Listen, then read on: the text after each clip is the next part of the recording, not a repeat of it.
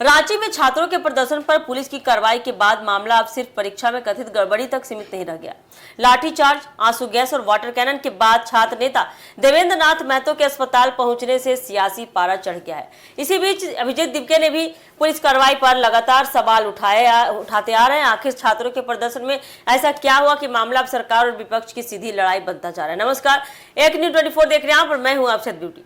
दरअसल JPSC JSSC की परीक्षाओं में कथित गड़बड़ियों और भर्ती प्रक्रिया से जुड़ी मांगों को लेकर अभ्यर्थी लगातार आंदोलन कर रहे हैं। आंदोलन के दौरान छात्रों ने झारखंड विधानसभा की ओर मार्च करने की कोशिश भी की। पुलिस ने प्रदर्शनकारियों को आगे बढ़ने से रोकने के लिए लाठीचार्ज, आंसू गैस और वाटर कैनन का इस्तेमाल किया। इस कार्रवाई में कई लोगों के घायल होने की खबर सामने आई है। वही पुलिस की ओर से भी सुरक्षा कर्मियों के घायल होने की बात कही गई है। इस कार्रवाई के बाद आंदोलन का चेहरा बने देवेंद्र नाथ महतो की तबीयत भी बिगड़ गई। रिपोर्टों के अनुसार आपको बता दें कि वह कई दिनों से भूख हड़ताल पर थे और बाद में उन्हें अस्पताल में भर्ती कराया गया। इसी बीच झारखंड सरकार के मंत्री इरफान अंसारी ने अस्पताल पहुंचकर देवेंद्र महतो और घायल छात्रों का हालचाल जाना। मामले ने तब और तूल पकड़ लिया जब सीजेपी संस्थापक अभिजीत दिपके ने पुलिस की कार्रवाई पर सवाल उठाए। उन्होंने देवेंद्र नाथ महतो से वीडियो कॉल पर बात की और आंदोलन के समर्थन की बात कही। दिपके ने सवाल उठाया है कि जब राजनीतिक नेता प्रदर्शन करते हैं तो क्या उनके आंदोलनों में भी इसी तरह लाठी और आंसू गैस का इस्तेमाल किया जाता है। उनका तर्क साफ है कि छात्रों की शिकायतों को सुनकर बातचीत के जरिए समाधान निकालने की कोशिश होनी चाहिए। दूसरी तरफ सत्ता पक्ष की ओर से भी इस पूरे आंदोलन को लेकर अलग तस्वीर पेश की जा रही है।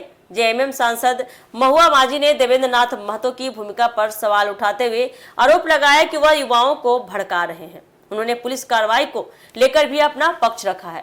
यानी अब विवाद सिर्फ छात्रों की मांगों और पुलिस कार्रवाई तक सीमित नहीं रह गई है, बल्कि आपको बताते चले आंदोलन के नेतृत्व और उसके राजनीतिक प्रभाव पर भी बहस शुरू हो चुका है।